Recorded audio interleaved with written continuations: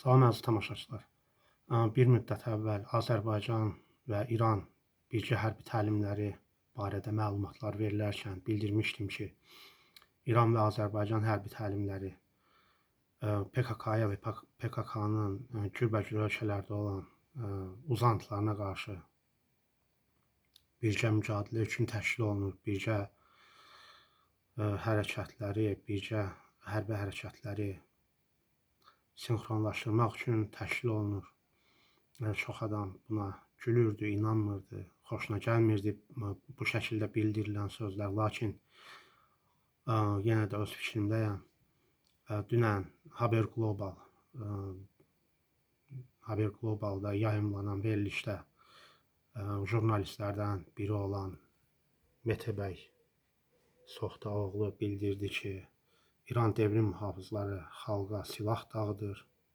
Belə bir iddia var, yəni İran devrim mühafizləri Azərbaycanlılara, Azərbaycan türklərinə, Cənubi Azərbaycanda yaşayan silah paylayır. Ona görə ki, PKK-nın İran uzantısı olan PEJAK İran əleyhinə işləyir.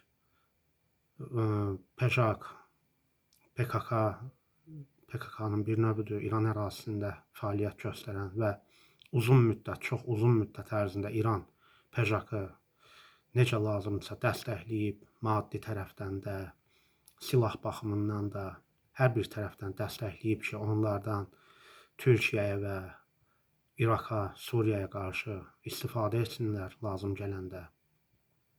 Və Türkiyədə rəhmətlik Ərbakanın dövründən və sonra da digər liderlər tərəfindən, ən çox da Ərdoğan tərəfindən İrana bildirilib ki, sənin dəstəklədiyin bu köpək bir zaman özünə diş göstərəcək, özünü dişləyəcək, özünə zərər yetirəcək.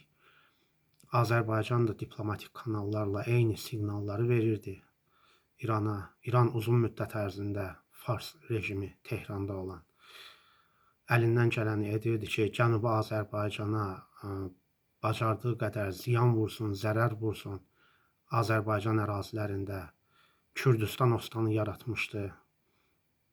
Orada PEJAK-ın əlini qolunu açmaq üçün əlindən gələni əsirgəmirdi Tehran rejimi.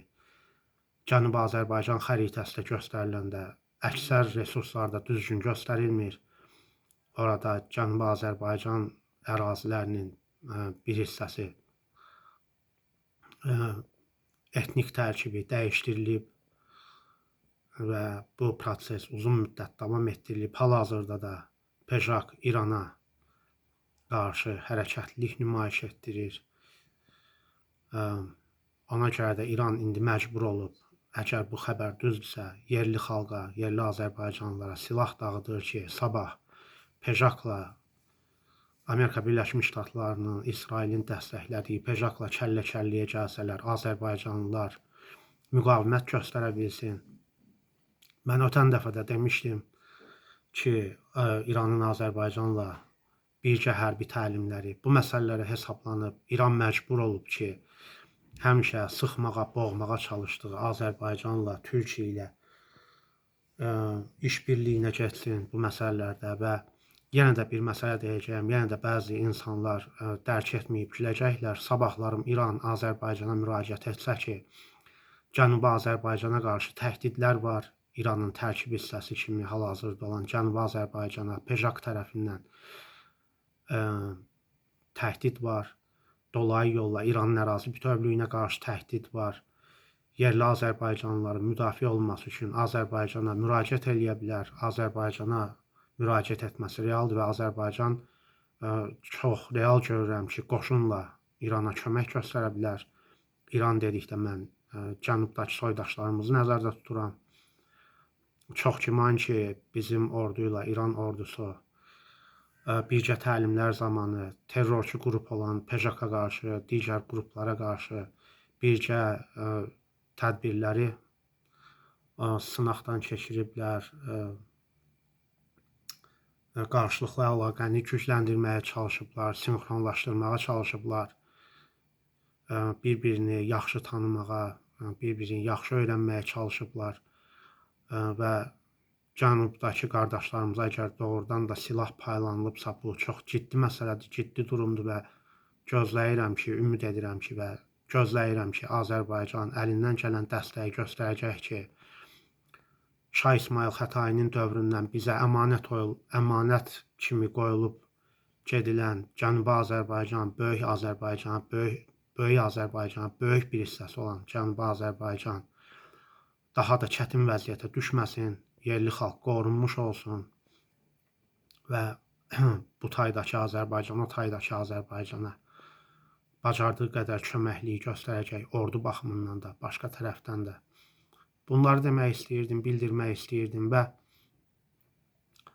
Tehrandakı rejim dara düşən kimi həmişə sıxmağa, boğmağa çalışdığı Azərbaycana müraciət eləyirsə, bunun özü böyük bir işdir. Sabahlarım ümid eləyirəm ki, İran rahatlayanda, rahat günləri başlayanda bugünkü günləri yadından çıxarmayacaq və Cənubi Azərbaycanın etnik tərkibini, sərhədlərini dəyişməyə cəhd etdiyi məsələlərə bir də üstünə qayıtmayacaq, yəni də öz əməllərini davam etdirməyəcək. Cənubi Azərbaycan İranın malı deyil.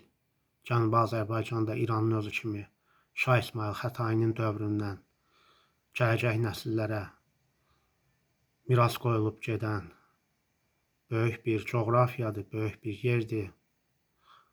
Həmin yerdə yaşayan Azərbaycanlıların və tarixin qorunması bizim də çiyinlərimizə düşür.